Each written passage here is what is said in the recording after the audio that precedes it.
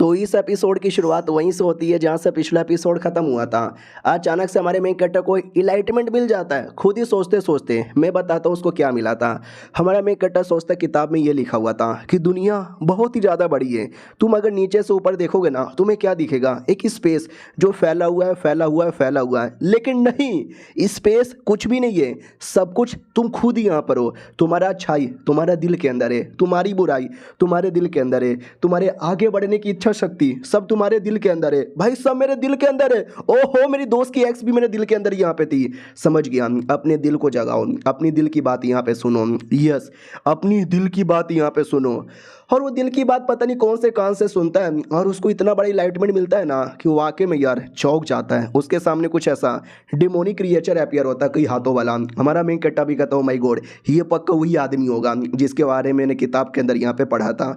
अब आते भाई दूर कहीं किसी और एकेडमी के अंदर जहाँ पे एक लड़का पगला रहा था। वो भी देखता है सिलेक्शन फेनोमेना, यानी कोई आने वाला है। हा लेट मी सी कौन यहाँ पे आने वाला है। आसमान में एक तारा टूटा था, वो बेसिकली एक इशारा था किसी कमाल के आदमी का।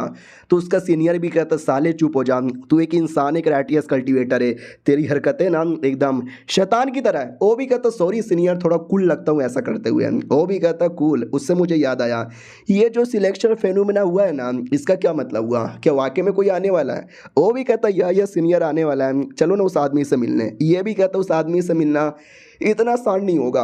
वी डोंट नो वो कौन है, वो कहाँ से आया है, वो कैसा है, उसमें पावर है कि नहीं है, और आइडिया से ये क्या है हमें वो भी नहीं मालूम। और ये सिलेक्शन फेनोमेना इंपेरियल फैमिली में भी कोई देखता है। वहाँ पे कोई लड़की थी, वो भी कहती ओ माय गॉड इसका मतलब समझे कि ना समझे राजा, इसका ये मतलब हुआ कोई कमाल का बंदा हमारी दुनिया में आने वाला है। लेकिन इसमें हमारे देश का क्या फ़ायदा, हो सकता हो किसी और देश में आ जाए।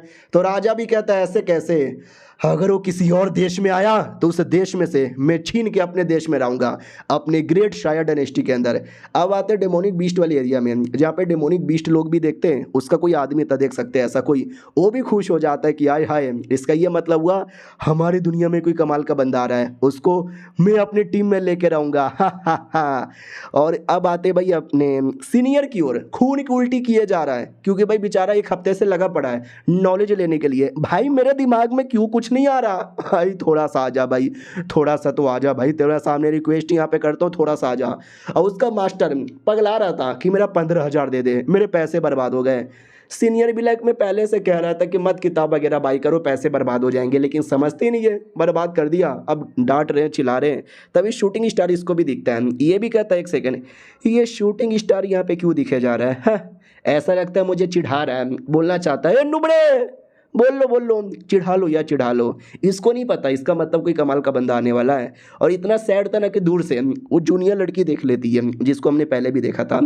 उसको भी डाउट होता है क्या हो गया भाई ये इतना ज़्यादा सैड क्यों है, और सैड होकर आसमान की ओर क्यों देखे जा रहे हैं, आसमान में ऐसा क्या है। बोलो सीनियर आपको क्या लगता है। हाँ तो एक सेकंड सीनियर था, वो भी कहता वेल मुझे क्या लगता है, मुझे ऐसा लगता है वो बेचारा हमारे नई जूनियर को लेके सैड है। तुमको मालूम होगा हमारे सेट की हालत ख़राब है, हमें सेट को बेहतर बनाने के लिए नए नए टैलेंटेड बच्चे चाहिए। लेकिन जो नया नया बच्चा आया है ना शायद वो ज़्यादा टैलेंटेड नहीं है।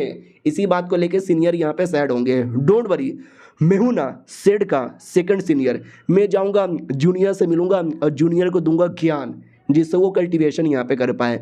अभी इसको क्या मालूम कि सीनियर हमारे मेन कैरेक्टर के नुबड़े होने के चक्कर में नहीं, हमारे मेन कैरेक्टर के जीनियस होने के चक्कर में सैड है। इधर हमारे मेन कैरेक्टर की ओर आते हैं जिसने वाकई में टेक्निक सीख लिया था। वो भी कहता हो तो ये मतलब था, समझ गया। अब ये बॉडी कल्टीवेशन टेक्निक मेरा टेक्निक हो गया। हमारे मेन कैरेक्टर ने कोई पुरानी टेक्निक नहीं बल्कि इसके द्वारा एक नई टेक्निक खुद ही से बनाया और खुद ही से सीख लिया। और ये चैप्टर यहीं पे ख़त्म हो जाता है। पहले सीनियर कैसा रिएक्शन था, अब सेकंड सीनियर भी हमारे मेन कैरेक्टर से मिलने आएगा, उसको सिखाने आएगा। तो जब उसको आइडिया लगेगा तो उसका रिएक्शन भी देखने में मजा आएगा। इस मानुआ के रिएक्शन बड़े कमाल के हैं, स्पेशली सीनियर लोगों का। मुझे तो एपिसोड 1 से ही मजा आ रहा है। आई होप और ज़्यादा बड़ा होता, ये और भी ज़्यादा चैप्टर आ जाए। मिलते हैं किसी और वीडियो में, जब तक के लिए बाय बाय।